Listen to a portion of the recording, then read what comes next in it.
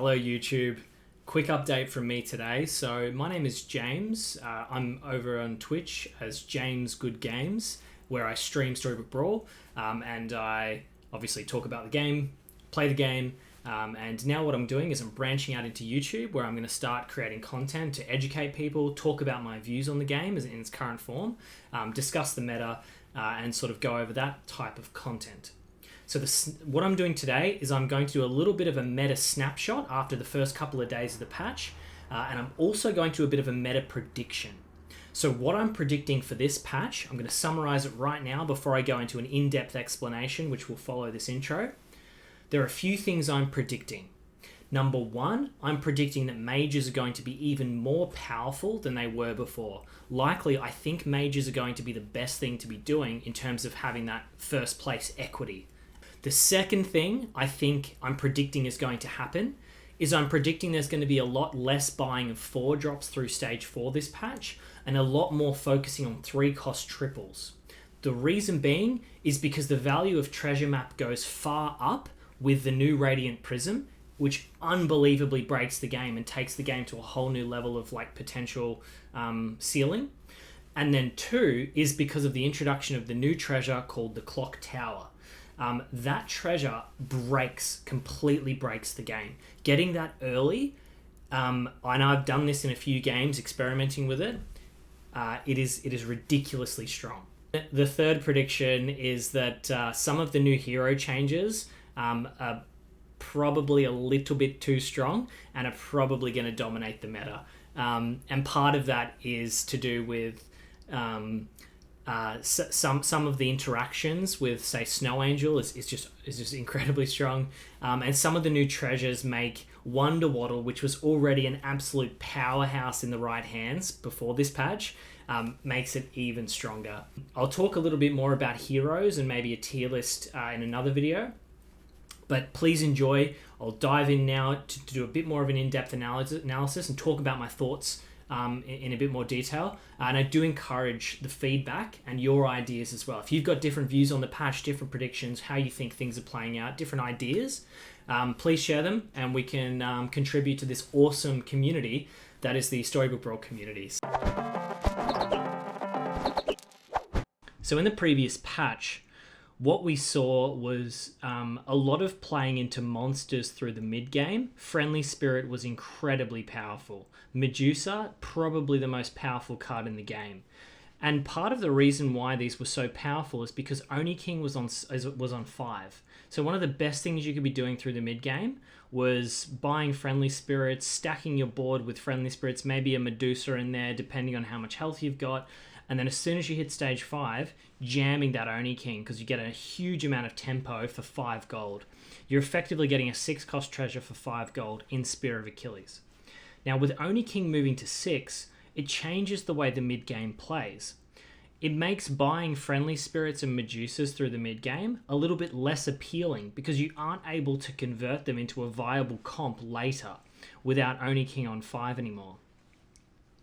At the same time as that change has happened this patch, what we've also seen is we've seen a number of new treasures introduced into the game, which are incredibly powerful, and I mean incredibly powerful. For example, let's have a look here. Let me just bring up the collection. The new 7 cost treasure, Radiant Prism, absolutely breaks the game.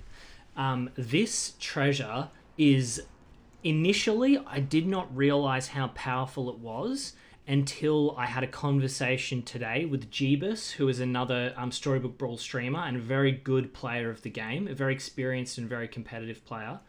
And we talked about some of the things that you can do with this, and it blew my mind just how good this treasure is. What this actually does is having a treasure like this introduced into the game that's this powerful, it actually increases the value of another treasure, which was already incredibly valuable, and that is the treasure map. The treasure map. And I think it might also improve the strength of Horde Dragon as well, because you can more reliably find that Radiant Prism and guarantee a first place, locking in that first place. Because some of the combinations you can do with that are unbelievable. For example, you can play Court Wizards and Ashwood Elm on the board, and the Ashwood Elm gives attack to the Court Wizards, and all of your units are considered royals. So every time one of your units dies, those Court Wizards just start firing off with all the bonus attack that they got from the Ashwood Elm, which is far better than you can do with just a standard Good Boy board. But what if you see a Good Boy as well?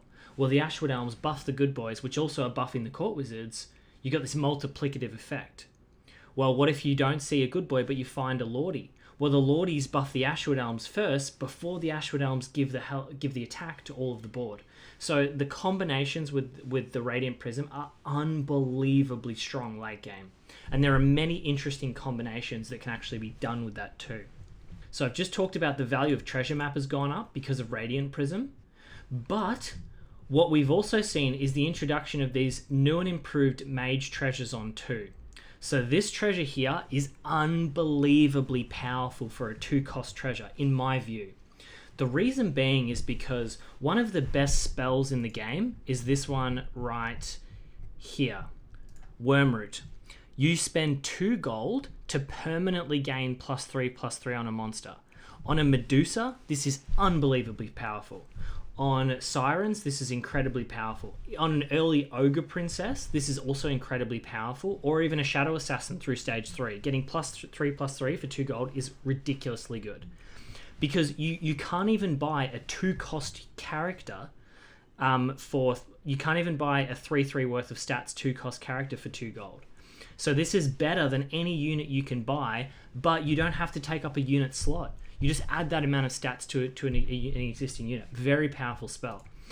Well, why do I say that? I say that because this new treasure, the Potion Master's Cookbook, this effectively makes every targetable spell better than Wormroot. Let me demonstrate.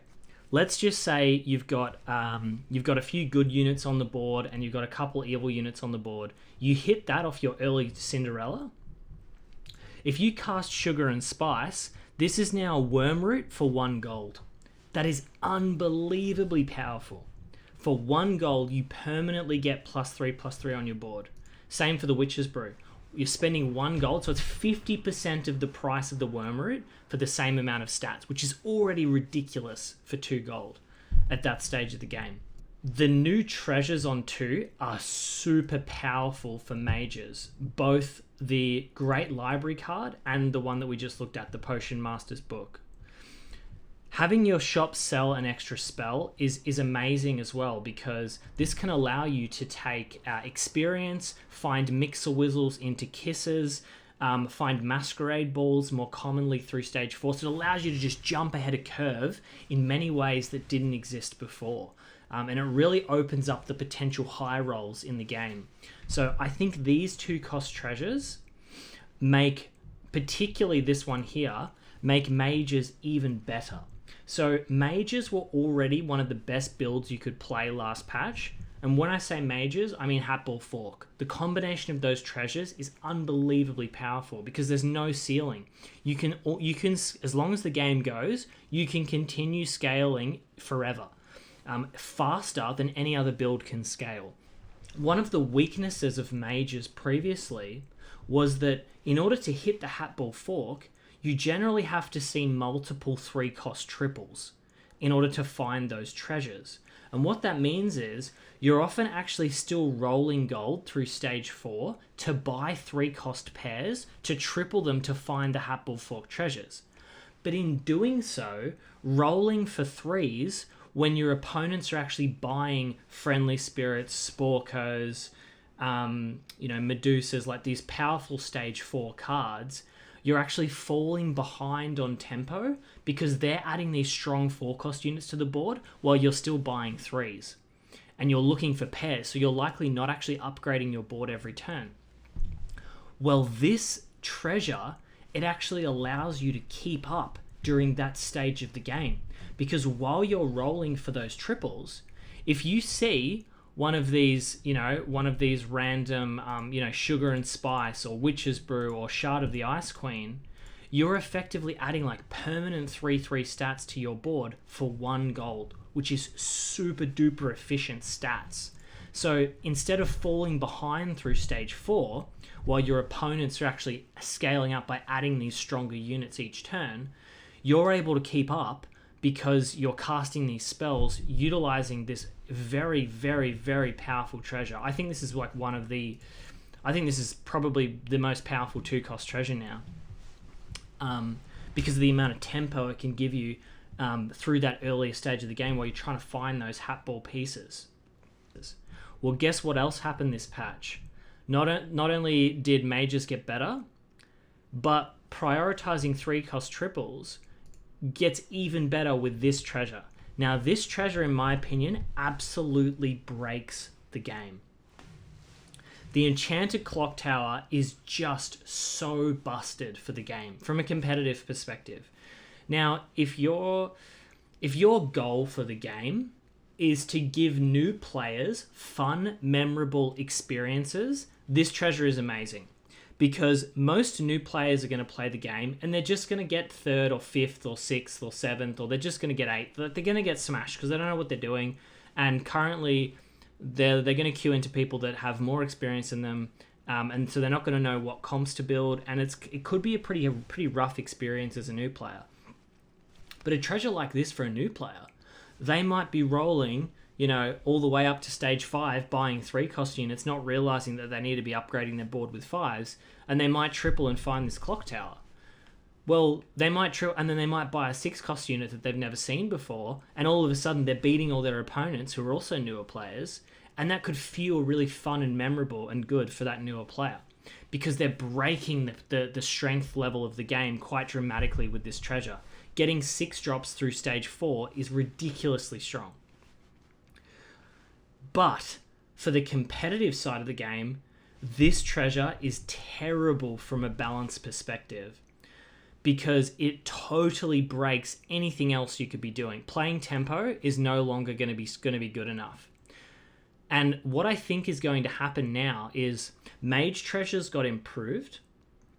The equity value, so the first place equity value of 3-cost treasures, with the addition of Radiant Prism, makes treasure map even better. And with the addition of Enchanted Clock Tower, it makes 3-cost treasures even better. And at the same time, Hatball Fork is the best thing you can be doing. So you want to be finding 3-cost triples anyway. And you took Oni King off 5, which means buying 4 costs is actually less valuable because you don't have anything to do with them in stage 5 anymore, because you can't add stats to them with Oni King on 5. Now all of a sudden, what I think the metagame is going to look like, as I'll probably explain in the beginning of the video in a short summary, is most people, I suspect, in the tournament competitive side of the game, maybe even later, when people figure this patch out, I think most players are going to be rolling for 3-cost triples through stage 3 and through stage 4, because hitting Clock Tower is just so ridiculously powerful, it's not funny. Hitting an early Clock Tower, I've had 2 games so far. I think maybe both of them might have been on stream yesterday, where I hit the Clock Tower on 3.1 or 3.2. So by the time I got to 4.0, I had like 2 6 drops on my board. I think the game is going to, I think the meta game is going to shift to be basically you're taking very few 4 drops through stage 4 and you're actually rolling for 3-cost triples. And if you're missing on the 3-cost triples in these, you're probably digging XP to try and get to 6 to keep up. Because if you don't hit either XP to get ahead to get to level 6, or if you don't hit these 3-cost triples to find either Hatball Fork mages or find the Clock Tower, I think you just can't place top 3. And so I think this is going to be, in my view, quite unhealthy for the competitive side of the game. So I think if I were to summarize all of this, my current meta snapshot of this particular patch is going to be 3-cost triples are going to be the absolute prime time. I think that's going to be priority number 1. I'm not going to break down the heroes in this or do a tier list. I might do a tier list in a separate video for this patch, given the changes that we've seen. So, anywho, that's it from me. Thank you kindly, and I'll look forward to speaking with you all again very soon.